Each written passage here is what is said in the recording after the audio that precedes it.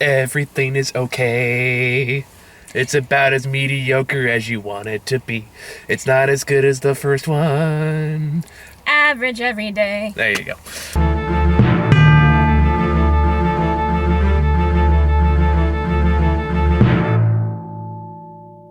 All right. So,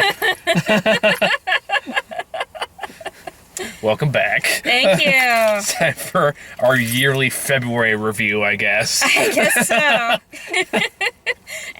Before going in, I was trying to figure out when was the last time the two of us actually saw a movie together. Last February. 50 Shades Freed was the last one we actually saw together, which was February of last year. And we saw the year before that, the last 50 Shades movie. Yeah, which was worse than the third one somehow. Yeah.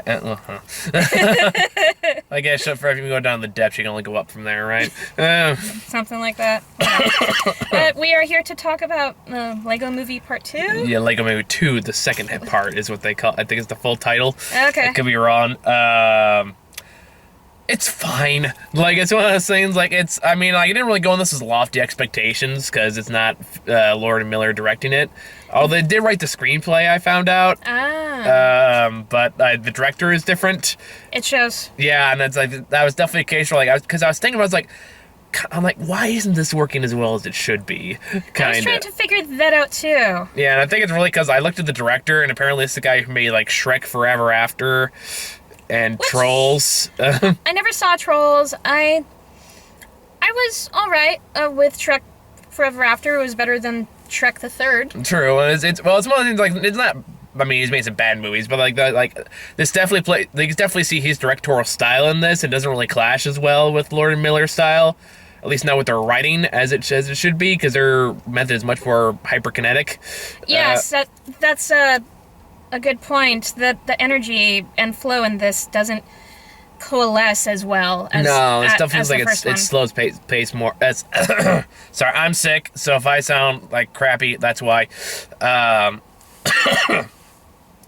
No, but this movie definitely moves at a bit of a slower pace than the first one did. The ideas are there. Like I said, I think it's, say what you will about it, like, say whether you like it or not. You can't say it's not at least trying to be imaginative. That's basically what it's about the continuation and evolution and possible decay of imagination and creativity. Yeah, just again, like, okay, these are all good ideas and they should work well for a sequel, but at the same time I was like, yeah, but why isn't this working? That's kind of what I kept asking myself, because, like, it's not bad. Because I've seen, like, God knows I've seen worse animated movies. But so, like, it's still fine. Like, I still laughed quite a bit through this. I did too. It was entertaining. It's perfectly serviceable. It's very kid-friendly, very family-friendly. It's colorful. It's not a bad movie. It's yeah, the kids who the parents had no attempt at controlling seemed to like it. Yes, I noticed that too. Is that why you got up out of your seat at one point? No, it's because somebody called me. Oh, okay. But anywho, it's still funny. It's still Lord and Miller writing. So even though it's like slower pace, there's still jokes that land. There's still a lot of creativity. There's still a lot of imagination that goes into it. Yes. And a lot of attempts to drive the metaphor home. Some parts work better than others. There is a little bit of sequelitis in this movie. A little bit. It's not as bad as it's not like as badly done as some other movies are. There's a lot of things that happen, kind of like, oh, we have to just because the first movie did it kind of vibe. Like, spoiler, I don't know if it's really going to waste spoilers, because they're going to do this when they go into the real world again in this movie. And they go there a lot. Yeah, there's been more reliance on that. To the first one, there's a lot of crossover between the Lego world and our world. Yeah, I feel like the first movie was a bit more subtle about it. Yes. Even that pretty overtly explains it to you towards the end, but I feel like that was a bit more subtle than this one was. Yes. And I feel like that's largely in part due to the directing. This is kind of a case where I'm really just, like, I'm kind of throwing the director under the bus on this one. Because it's not the writing. The ideas here aren't bad. I can't think of any plot element that is necessarily bad. It's just not handled as well as it should have been. So that's kind of makes it hard to talk about, because nothing I outright hated in this. No, it's just more like everything was just kind of like, okay, that was fine. amusing. If you go back and watch our review of the first one and the second season of this series. Wow, you memorized the season. Oh, it came out in 2014. The first season was in 2013. It's just simple math. I am too tired for math. and you studied more math than I did, being the psychologist. Well, psychology doesn't really require a lot of math past statistics, to be fair. I couldn't understand stats. But, I stopped going to that class halfway through. I still got it passed with an A. Who's calling? Stop it. But if you wanted to go back and rewatch that review, you would see that we laughed our asses off. For one, we were a lot younger. Well, and I was actually fighting a little bit of a throat cold in that review, but that was a much funnier film. It was much more fluid. Yes. Than this movie was. And again, I'm not saying this movie's bad, because again, No, like nor am I. the performances are good. I mean, like even Tiffany Haddish. I'm pretty sure it was Tiffany Haddish. I think so. It sounded like her. Who like does pretty good in this, is pretty solid in this role. The ideas are solid, I think, and a part like this comes down to like I think the director too. I'm pretty sure it had to be the director's idea to throw that many musical numbers in there, because like the first one did like maybe had one at most, and that was mostly just a song playing over the radio. Yeah. This one has like 5 musical numbers in there, and it's like some felt really fan servicey. At a point, like, why wasn't this just in the Lego Batman? It was one in particular. Good question. Maybe Because there's one that's very, you know what I'm talking about, right? what the Tiffany Haddish song. yeah, where she's saying how not evil she is. No, the one after that is when she's trying to seduce Batman. Oh, the reverse psychology song. Yeah, that one, yeah. Where it's kind of like, they're making all kinds of like Batman jokes in there. I'm like, okay, this is fine, but we had a whole movie dedicated to this. Like not too long ago. Why are we getting this movie? And yet no love for Kevin Conroy. Well, I guess they're going for live action. I guess. Yeah, Tiffany Haddish, I was right. Nice. Anyway, so like, so there's parts like that. There's a lot of like out of nowhere song moments that kind of, I don't want to say took me out of it, but it sounds like you don't need this. No. Like this isn't really necessary, and this like because the songs are all kind of just poppy songs, which again isn't bad, but doesn't really ironically make it more memorable.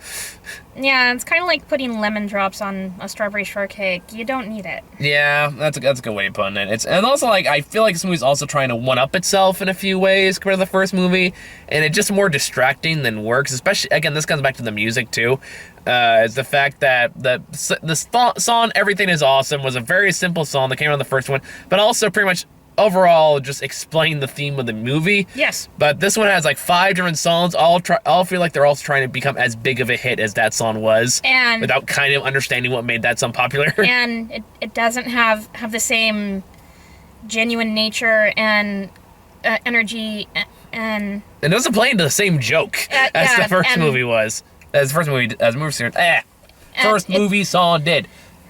the Tegan and Sarah Everything Is Awesome from the first one landed better, more genuinely, more. It was just smoother. Yeah, like that's just kind of weak, and that's how you feel about this movie too. Just in general, it's like it's just not as smooth as the first one was. No. You can definitely see a lot more of the cracks. You can definitely see a lot, like, again, and I blame it largely on the directors not knowing how to adapt a Lord and Miller script. And like, I'm not saying that, again, it's not bad. I mean, the kids in our audience liked it fine. Oh yeah, they were laughing and crying the whole way through. Yeah, so like it still meets the audience. It's still gonna make a lot of money. But it's like it's not a movie I would go into expecting the quality of the first one. Which, granted, I didn't really expect going into this, so like, I wasn't like heartbroken watching this. Maybe that's why I'm like not as angry as maybe people may expect me to be about it. I don't really know what to expect. I was a little bit nervous. I wasn't expecting it to be as good as the first one. I had a little bit of hope, but it was fine. I'm certainly not going to pay to see it again, and I'm not going to get on DVD. But No. but it's fine. Thank you for not making me see Prodigy, because that looks too creepy. Really? You think Prodigy looks creepy? Yes. All right. No judgment. Howard can't even handle jump scares, so. I'm more of a psychological thriller. I mean, just a person. possession movie. Yeah, but with... I don't know. The trailer freaked me out a little. Fair enough. Yeah, this is a movie, right? I shockingly don't have a whole lot to say about this. What is up with the last 2 reviews I do with you being so short? I mean, I know. Oh yeah, because there's so much to talk about with the star, right? The last. At least it's not Rock Dog, all right? Yes. I mean, it's not that time where I call you. It's like, hey, are you free? And I'm like, why? What do you want me to see? You free for Rock Dog? Which you didn't tell me what it was. No, I wait till you got there because I was afraid you're gonna say no. And it's like, but Logan's out. Logan's in theaters right now. Nah, Rock Dog.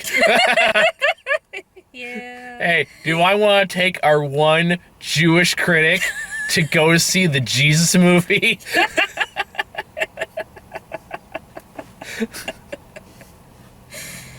Oh, Lord. I think those are better with Grant since he was Catholic at some point or something or like that. Yeah, because I'm surely Tia with the talking donkey in Catholic Church. I'm sure that's totally a thing. Oh, that's right. Yeah. Yeah, did you forget all the animals talked in that? No, I didn't. I just kind of tried to block it out. Well, at least this review's already longer than our Grindelwald review. Yes, granted, that was...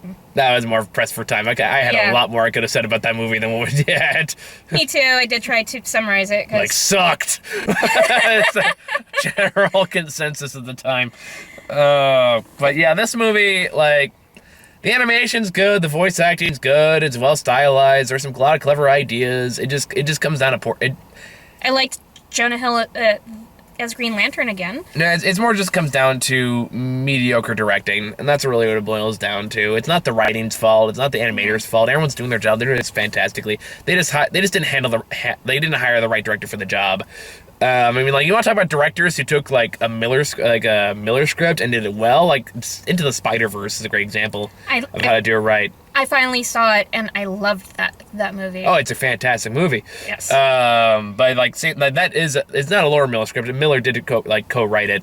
And you can tell by the way it's stylized and the way it's written, all that stuff. And like that director knew how to direct a Miller script. This director does not. No. And I feel like he's playing very much against his wheelhouse, and the whole movie kind of suffers as a result. Unfortunately. That and like a fair amount of sequelisms with like just repeating some of the stuff in the first movie, or like, haha, that's something that happened in the first movie, therefore it's funny. Yeah, it happens again in this movie. Like one of the last lines is you hear Will Ferrell yelling out, "Honey, where are my pants?" Which is a running gag in Legoland. Will Ferrell, who could apparently the first one could not be bothered to be in the rest of this movie. Which yes, that was a closing joke, but it took me 5 seconds to get it. It's like, oh yeah.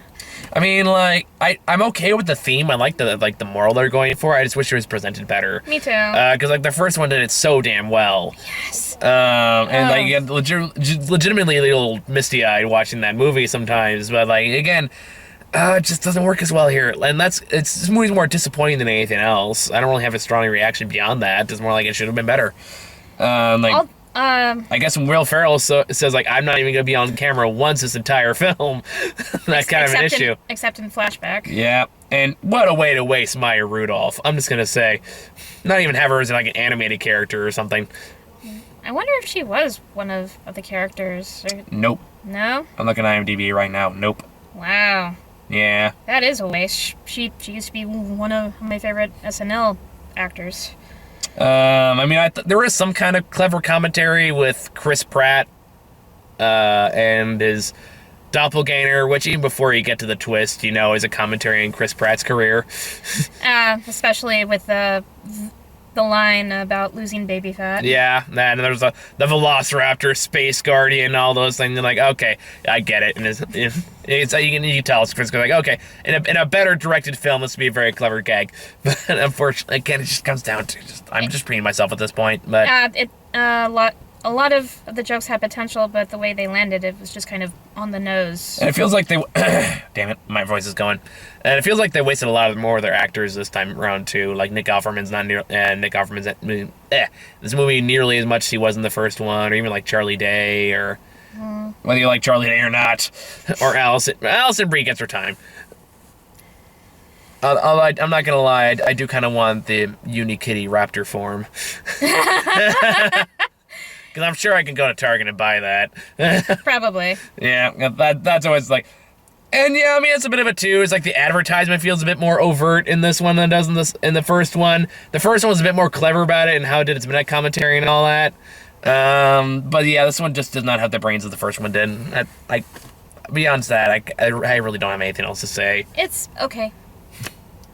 I'm repeating myself as well. I don't have as strong of a positive reaction as I did with the first one that came out in 2014, and this one was just kind of middle of the line, so I'm not having a big unhappy reaction. It's just serviceable. Yeah, there's really not much to say beyond that. We did get a lot of trailers. You weren't kidding about the 20 minutes of trailers. I was not. You may not be used to it in your fancy pantsy indie theaters. Well, there's only one indie theater in Monterey. That's still more than we have here. The closest we got is the Prune Yard. Okay. But that's your primary theater, though. Let's be fair. That's like when you go to the more than any other theater. Yes. You got mad at me for getting the favorite first. Yes! Because I kept on seeing the trailers for it at other movies. Oh, that's the trailer you kept getting! Oh, boo-hoo! Which made me want to see it. And you got it before I did. I was jealous. I know. I was like, it's my time now! I want one for me! That's how it felt at the time. Because you always came back to me and it's like, oh, you should see this movie, you have a chance. It's like, the movies are in theaters right now. I'm like, I know, but I can't, because god damn it, I gotta see the fucking dog movie!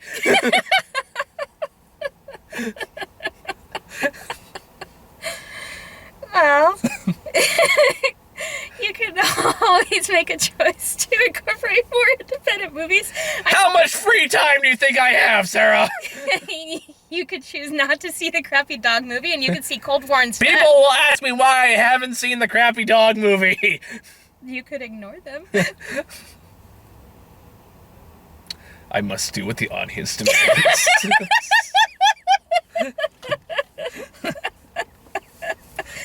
Of course. Because you know how much shit I got for not seeing The Death of a Nation earlier this year? Or last year, I guess? That came out a while ago. Yeah, I know. I still got... Like 2016, Grant, I didn't get that. No, it came out last year. You're thinking The Birth of a Nation. Oh, yeah. This is The Death of a Nation. This is the one by the D'Souza documentary that was a pseudo-sequel to Hillary's America. Oh, gotcha. Yeah. Granted, I don't get that much hate for that, but I get a few questions like, so are you gonna see it? I'm like, no.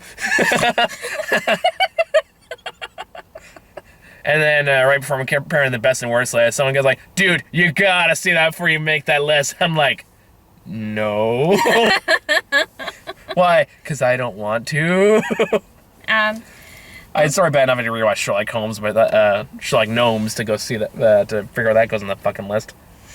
And both Sherlock movies made your list. Yeah, they did. So, anyway, that tangent aside, I'm not mad at you. It's speaking strictly from jealousy. First trailer we got was for The Missing Link, which is the new Leica movie. Which I loved Kubo and the Two Strings when I finally saw it. I've watched pretty much all of Leica's movies up to this point. I think my favorite's still Paranorman, personally. Because you're a dog person? Is there a dog in Paranorman? Oh, no, that was something else I was thinking of, sorry. Well, Coraline has a cat. Yeah. I was thinking of something completely different. I was like, is there a murdered dog in Paranorman? There might be. I don't remember it, though. No, like I have Coraline, Paranorman, Box Trolls, Kubo and the Two Strings, and now The Missing Link. This is a newer trailer for it. I've gotten the original trailers a few times. Like movies have a reputation of having bad trailers for really good movies. So I don't know, maybe just the way it could be perfectly fine. It probably will be. Looks like kind of another buddy creature journey type thing. It's an adventure movie. It's got Zach Galifianakis and Hugh Jackman, so I'm down. Has the potential to be very charming. Yep. But what doesn't have a chance to be charming is Ugly Dolls. Because when 90% of your voice cast are musicians, you're in bad spot. I mean, I like Kelly Clarkson, and I like her early songs, and I voted for her on American Idol. But the premise of the movie is not one that I connected with. Yeah, that's a very gentle way of saying this looks like crap. I appreciate your diplomacy, but don't worry. The Ugly Doll fan base isn't going to come after you. Okay, cool. Watch, I say that now. Next thing you know on Twitter, fuck this guy! He dissed our movie! Because Twitter gets mad about dumb things. I don't know. I just know that if your movie has Wanda Sykes in it, it's kind of a death note for your movie. Yes. Then we got Spider-Man Far From Home. This is the first time you got this trailer, right? Yes, I've seen clips from the trailer with the sound muted because I don't want too many spoilers. But yeah, I'm in. I was like, let me give you one spoiler. Spider-Man's in it. Well, duh. But I'm so in, and I was very impressed that they actually managed to pull off the bubblehead for Mysterio. Excuse me, Sarah. We in the comic industry call it the fishbowl. Thank you very much. The fishbowl head. They actually managed to pull off the fishbowl head. Yeah, I mean, like they had to. You can't do Mysterio without the fishbowl. I remember seeing it on the Spider-Man cartoon on Fox when I was a kid, but I didn't think that it could be pulled off in live action. I'm stoked. At this point, Marvel's like, fuck it, throw it in there. Give him the fishbowl, it's fine. Plus, it's a villain they haven't used yet. Yeah, I know, and all the stupid shit with Sony. Sony's trying to take all the good ones and make their crappy spin-off movies about them. Which, looking at you, Venom. Fuck you. Many of my Facebook friends really liked Venom. I didn't want to see it. I don't talk about it with people anymore. It's like that year's Batman vs Superman. It was like, I'm not talking about this anymore. I'm not doing this. I mean, like, Venom is a movie for those who missed the early 2000s Daredevil. Did you ever see Venom? No. Good. I decided to save my money. You chose wisely. And see other movies. It was those who looked at their movie collection like, you know what? They don't make them like Ghost Rider and Daredevil anymore. What happened with that?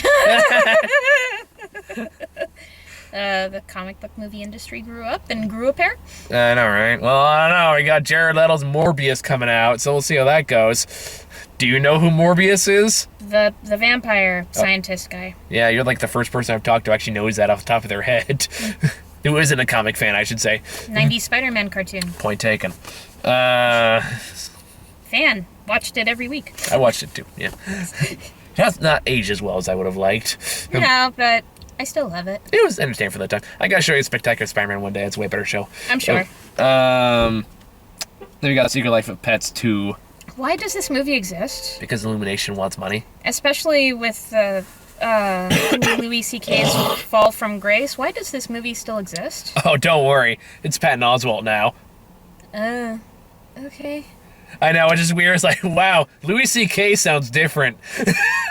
He wasn't even in the trailer that we got. No, I've seen a few trailers for this. I guess so that way they just don't show the same fucking trailer every fucking time this time. So I was like, here's the same one of 4 trailers now. And we only have 4 months till it comes out, so you have 4 months to get sick of this trailer. Yay. At least it's better than a year. True. Which was the first time I got the first one came out. I remember, I was like, dear God. I did eventually watch the first Secret Life of Pets when it was on Netflix, and it made me very glad that I didn't pay to see it in the theater. I mean, I remember I thought it was fine. I didn't hate it. I thought it was, like, whatever. It was a movie that existed. Pretty much. We're gonna like Kevin Hart. That was, like, one of the few times I actually liked Kevin Hart in something. Yes. And I like Jenny Slate fine. Yeah. So, I like her voice for animated characters. Between this and Zootopia, she's fine with it. I mean, I guess it's better than Sing 2. Yes. Another movie I didn't bother to see. Yeah, that was another one. Like, Illumination movies are usually, like, fine. Except for the Grinch. Grinch go fuck itself. But other than that, yeah, the rest, they're usually like, whatever. They exist and they make money. Then we got Wonder Park. Not for me. Yeah, this trailer always makes me laugh. Not this trailer, but the advertisements in general. Uh-huh. Excuse me. But I think they finally changed it. But for the longest time, it'd be like, wow, Wonderland. Oh my god, we're in Wonderland. Then Wonder Park. Oh, maybe. The title comes Wonder Park. I mean, you know why. It's because the mouse said no. Still. And whoever owns the rights to Lewis Carroll's stories Yeah, said the no. mouse. The mouse said no. All right, dead body, you fucking pricks. You're with my lawyer, huh? I'm sorry. I hope that dissuades anyone from believing I'm like one of those dumb theories that says like, oh, critics are bought out by Disney. Like, no. You're out of line, Michael Hall. Fall in line with the fucking Jonas Brothers, you prick. Oh. Oh yeah, one of the Jonas Brothers in Ugly Dolls, or. I don't know if it was in one of the trailers or in Lego 2 movie, but I think it was in Lego 2 movie. There's one scene where they're ripping off, just tearing and dissing Disney to bits. About and Marvel won't return our calls. I mean, I don't know if it's ripping into Marvel and DC necessarily so much as point that Warner Bros. Doesn't have the right to any of the Marvel characters. Well, there were some kind of slides in there, like they were poking in the knife while trying to tickle the ribs. I don't know. I kind of felt that was more like that more response to people asking, "Hey, why aren't the Marvel Legos in there?" Because that was a question I had when the first time, and I was like, "Oh wait, because it's Warner Brothers, that's why." So maybe it's some petty thing. And at the same time, I was like, "Okay, if you're gonna take stabs at Marvel, guys, don't highlight Justice League." And Wonder But if Jason, I take it back. Apparently, he could still pull off Jason Momoa's Aquaman and be fine. and Wonder Woman's invisible plane, or Yeah. invisible jet. The three Wonder Women. Yes, Linda Carter, the animated one, and Gal Gadot. Oh, were those the actual actors in there? I don't know. I'm willing to bet no, but that'd be amazing if it was. That would be kind of cool. I'm gonna go on a limb and just say no. Although they did get Bruce Willis in there just to play Bruce Willis for a handful of scenes. Okay. Because Bruce Willis spends a lot of time crawling in vents. I mean, it's more like that's a joke that pops up later on, but it starts out with a bald joke. It was like, if I take my hair out, do I got Bruce Willis? And then Bruce Willis in a hot tub. I'm like, nope. I was like, all right, I guess we got Bruce Willis in for a day. Yeah, it's Bruce Willis as himself.